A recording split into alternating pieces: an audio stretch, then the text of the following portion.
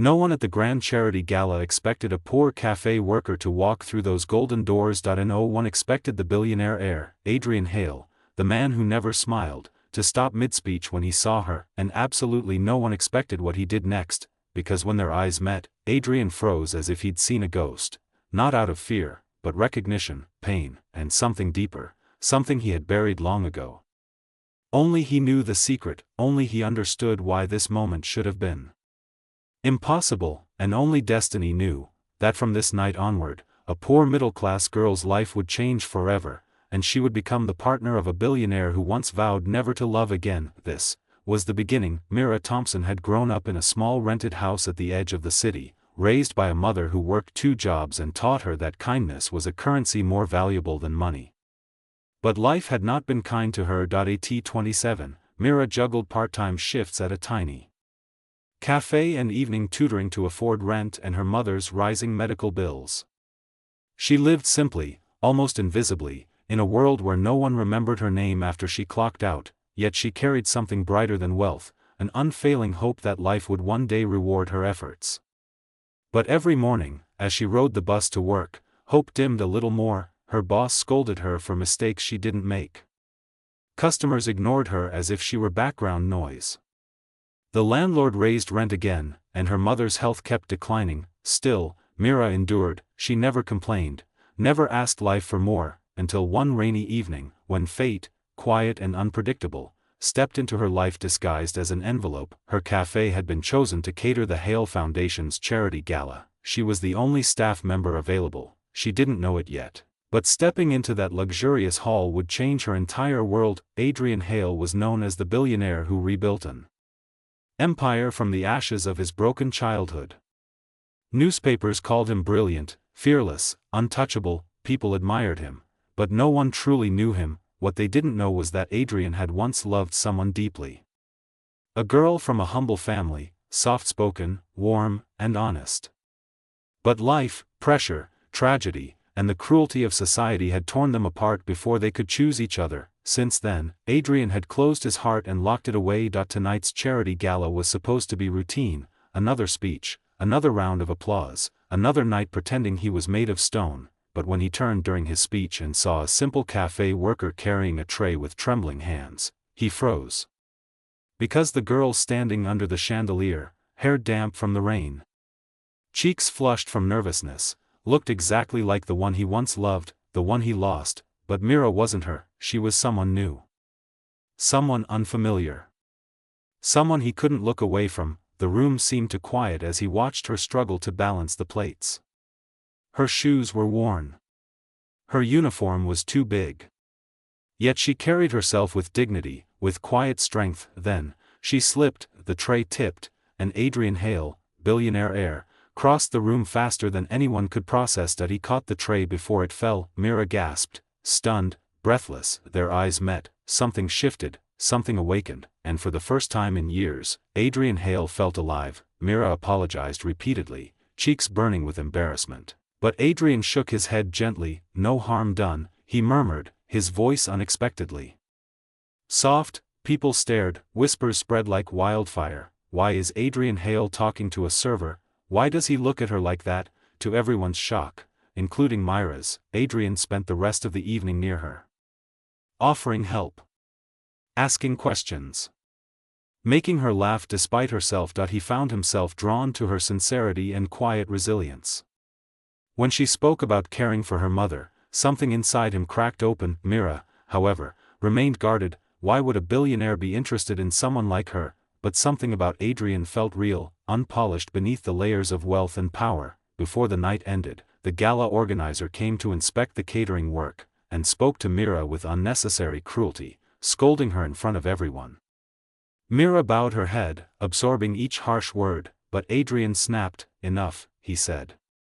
Sharply, the room fell silent. He defended her, protected her, stood beside her as if she mattered. For the first time in Myra's life, someone powerful spoke for her. After the event, he walked her out into the cold night. She expected him to say nothing more. Instead, he asked quietly, "Mira, may I see you again?" Her heart trembled.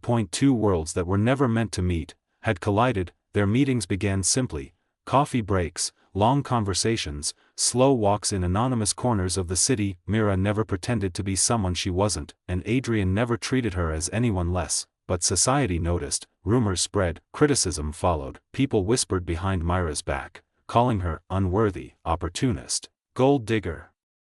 These words pierced her deeply. One evening, overwhelmed, she told Adrian, "You deserve someone from your world, not someone like me." Adrian didn't argue. He simply took her hand. "Mira, you are the first person who sees me, not my bank account, and that is worth more than every billion I own."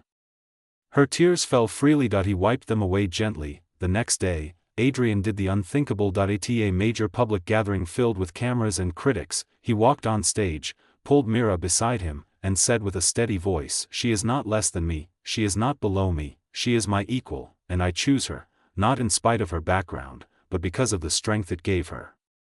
Myra's heart shattered in the best way. The crowd went silent, some in awe, some in disbelief, some moved to tears. Later that night, under soft lights and winter air, Adrian asked the question that sealed their futures forever, "Will you walk through life with me, as my partner?" Mira couldn't speak, she simply nodded as tears streamed down her face. A poor girl, once invisible to the world, had become the partner of a billionaire, not because of luck, not because of beauty, but because of the kindness, courage, and resilience that made her unforgettable. For a brief moment, Emma felt like she was finally breathing again. Adrian's presence, his steady voice, his quiet protection, the way he looked at her as if she mattered, felt unreal, impossible, and yet so comforting. But reality always arrives, and this time, it arrived in the form of flashing cameras. Reporters swarmed the cafe where Adrian had taken her and her mother for lunch, just to make their day brighter. But one photo, just one, spread online. "Billionaire Adrian Vale spotted with mystery girl." The article said her clothes looked cheap. Her mother looked unwell. And Emma? They called her a social climber. Emma didn't cry often. Life had taught her not to, but that night, she sobbed into her blanket, feeling the universe pulling Adrian away from her. He called her 3 times, she didn't pick up. The next day, he appeared outside her apartment building, hair messy, tie undone, nothing like the flawless businessman the world worshipped. "Emma, talk to me. Please." She shook her head. "You don't understand. This is your world. I don't belong there, and I don't want to get in your way. You deserve someone like you." He stepped closer, voice trembling. "Then who deserves you? Someone who doesn't see how strong you are. How hard you fight for your mother. How you inspire me more than any person in my entire life." Her heart cracked, but before she could say anything, her mother collapsed in the doorway. Everything changed again. The hospital room smelled of disinfectant and fear. Doctors moved fast, whispering words Emma didn't want to hear. Surgery, risks, costs. They handed her a paper to sign. Her hands were shaking so violently she couldn't hold the pen. Adrian stepped forward. "I'll take care of everything." She stared at him, pain and pride wrestling inside her. "No. I won't let you pay for my problems." He took both her trembling hands in his, gently but firmly. "Emma, it's not charity. It's not obligation. It's because I care. Because I want to. Because I'm here. For you. For your mother. For your life. Let me help." Her tears spilled silently, the kind that hurt more because they come from the soul, and for the first time in her life, she let someone in. The surgery was long, terrifying, but it was successful. When her mother finally opened her eyes, she whispered, "Who is that kind young man holding your hand?" Emma looked at Adrian, who hadn't slept all night. "He's someone who didn't leave." Her mother smiled weakly. "Then don't let him." Emma didn't. Months passed. Emma's mother healed. Emma found confidence she never knew she had. Adrian learned how to live a life with warmth instead of pressure. But the biggest change, they chose each other, not because of money, not because of pity, but because they fit together in the places they were once broken. In a quiet moment on a bridge overlooking the city lights, Adrian took Emma's hand. "I don't need someone from my world," he whispered, "I need someone who brings me peace. That's you." She leaned into him, her voice soft but steady. "And I don't need a billionaire. I just need you. 2 souls. 2 worlds. 1 future, built not on wealth, but on love, resilience, and the courage to believe they were worthy of something beautiful. The final shot fades on them walking forward, equal, united, and finally free.